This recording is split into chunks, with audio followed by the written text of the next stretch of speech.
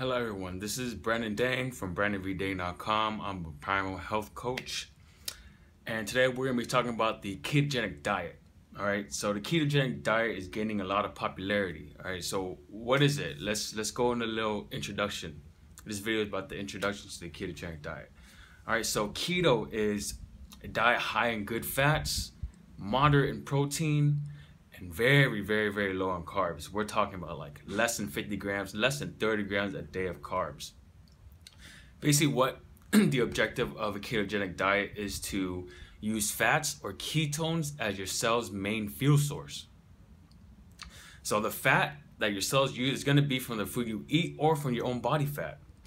So I've used the ketogenic diet before. I use it mainly for weight loss, and there's a lot of like health and disease prevention benefits of the ketogenic diet. All right, so I'm looking at my blog post right now about the ketogenic diet. All right, so how does the ketogenic diet work?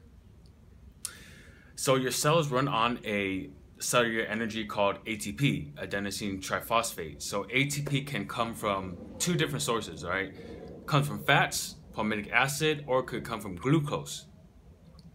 And most of everyone, they're running off of glucose. Well, for when you eat a ketogenic diet, there's very limited glucose available. So now instead of using glucose, your body's running off fats.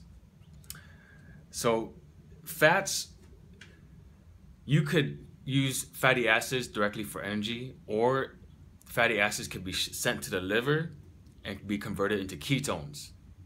Ketones are water-soluble fat molecules that can cross the blood-brain barrier. And the three ketone bodies are beta-hydroxybutyrate, acetoacetate, and acetone.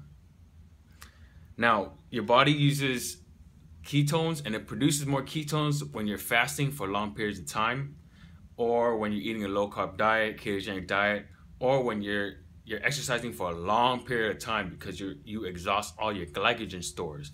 Glycogen is the storage form of glucose. And on a gram per gram basis, your cells produce more ATP per molecule of fat than it does for a molecule of glucose. So, for example, for one molecule of palmitic acid, your mitochondria makes around 100 ATP molecules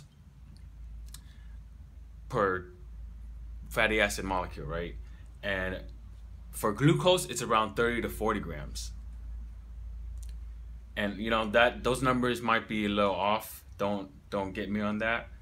So the next question is, are ketogenic diets safe? Because a lot of people think that when they hear ketosis, they start worrying because it's very similar to the word ketoacidosis.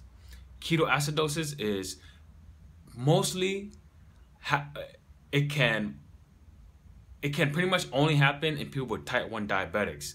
Type 1 diabetics, they cannot produce any insulin.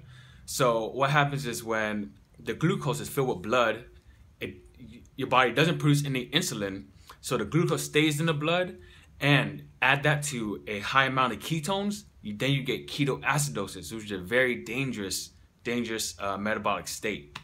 But if you're a regular person, you could produce insulin, you're not type 1 diabetic, then there's literally no chance of this happening. Because you can produce insulin, the glucose doesn't stay inside your blood. All right, so what are the benefits of going keto?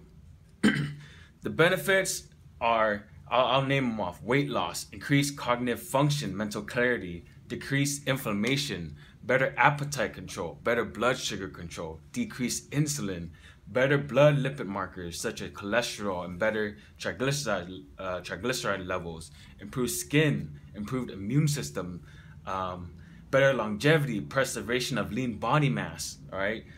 Other things it's helpful for and really known for is reducing seizures in people with epilepsy, preventing reversal of diabetes, lowering risk of heart disease, preventing brain diseases, preventing, or I don't want to say it, but curing cancer. Let's go into like the benefits of that. Why is it so good for weight loss? because it decreases insulin. It's still debated that insulin causes obesity, but I believe that's the best hypothesis we have. So obesity is a disease of too much insulin.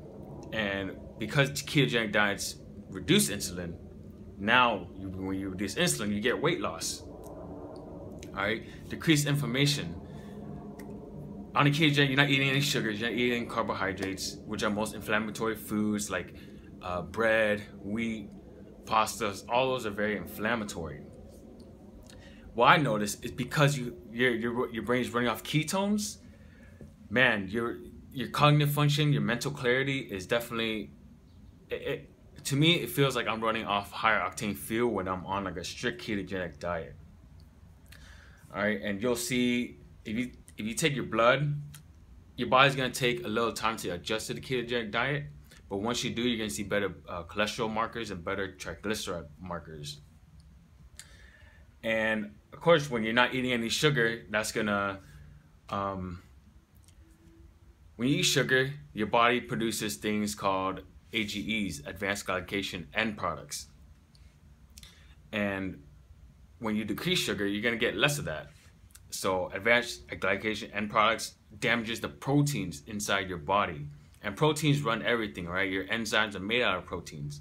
So if you can not damage those proteins, overall, a good thing. Ketones actually spare lean body mass because if your body gets used to running on fats, it doesn't need that much glucose. And if it doesn't need glucose, it doesn't need to take the amino acids from your cells to go into gluconeogenesis and make up the glucose. So now you're running mostly on ketones. All right, so yeah, that's a little introduction. Definitely search it up, ketogenic. I used it great while I was losing my 60+ pounds and keeping it off. And now I want to go keto when I want to feel my best, when I want to focus and get better cognitive function. All right, so yeah, definitely I would suggest at least trying it out, researching it. Okay, that's the video. That's a little introduction on the ketogenic diet. Hope you all have a great day. All right, Brandon Dang, Primal Health Coach, BrandonVDang.com. Peace out.